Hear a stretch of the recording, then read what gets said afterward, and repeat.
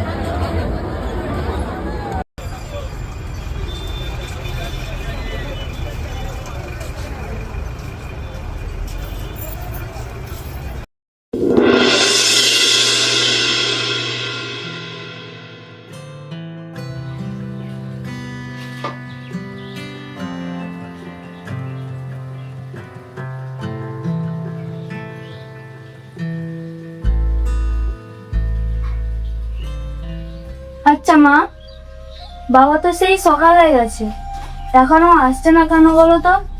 চলে আসবে, তুই চিন্তা করছিস কেন? তুই পড় না।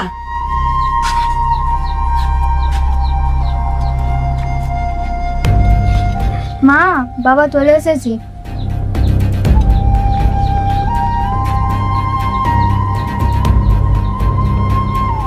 কি গো, এত দেরি হলো? সব টাকা জমা দিয়েছো তো? বাবা, তুমি তো চুপ করে কেন আছো? সব শেষ হয়ে গেল রে মা, সব শেষ হয়ে গেল। তুমি কি বলছো? স্পষ্ট করে বলো। বাস থেকে নামার পর বুঝতে পারলাম ব্যাগটা বাসেই ফেলে দিয়ে এসেছি। হে ভগবান! পাগলের মতো একটার পর একটা বাস খুঁজেছি, সব বাসগুলো দেখতে যেন একই রকম। তা কোথাও কোথাও আমার ব্যাগটা আর পেলাম না। একের পর এক প্রত্যেকটা মানুষকে জিজ্ঞেস করেছি, কিন্তু কিন্তু কোথাও পেলাম না, কোনো হদিশ পেলাম না। হে ভগবান, এ কি তোমার নিষ্ঠুর খেলা! সারা জীবনের কষ্টের টাকা মুহূর্তের মধ্যে হারিয়ে ফেললাম। হে ভগবান, হে ভগবান, ভগবান!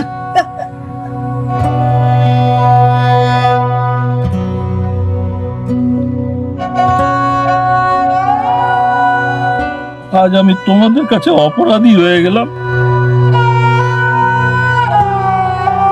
বাবা, তুমি তো ইচ্ছে করে টাকাগুলো হারাওনি, তাহলে ভেঙে পড়ছো কেন? যদি টাকাগুলো আমাদের ভাগ্যে থাকে তাহলে অবশ্যই ফিরে আসবো বাবা, চিন্তা করো না। আজকাল মানুষের মন থেকে সততা একদম হারিয়ে গেছে রে মা। যে ব্যাগে এতগুলো টাকা পেয়েছে সে কি কখনো ফেরত দেবে রে?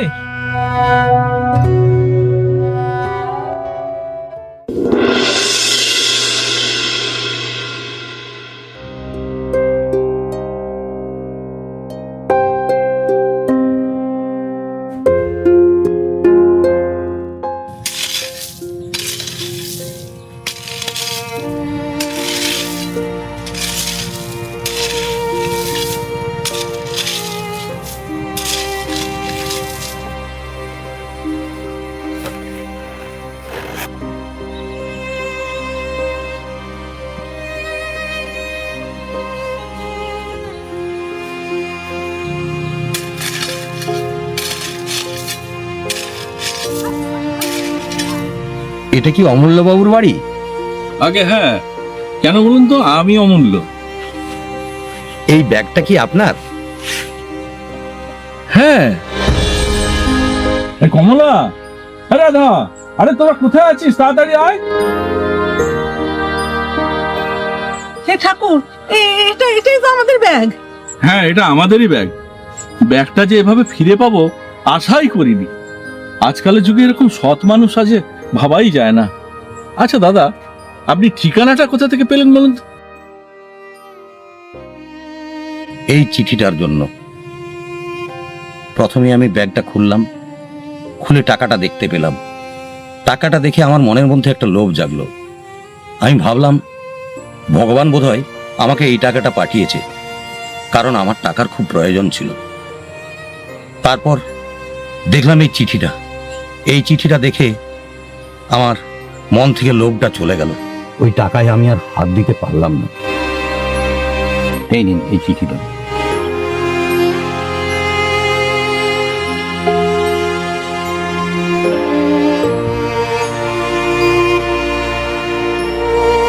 এই ব্যাগে আমার বাবার সারা জীবনের কষ্টের জমানো টাকা আছে। আমার বাবা একটু ভোলা মানুষ। যদি ব্যাগটা আপনার হাতে পড়ে তাহলে দয়া করে এই ঠিকানায় পৌঁছে দিবেন। আমরা সারা জীবন আপনার কাছে কৃতজ্ঞ থাকব। ইতি রাধা। ঠিকানা অমূল্য প্রধান, গ্রাম ভগবতী চক, জেলা পশ্চিম মেদিনীপুর। তুই কি কাজ করেছিস রে মা? হ্যাঁ, মা, তুমি কি রাধা?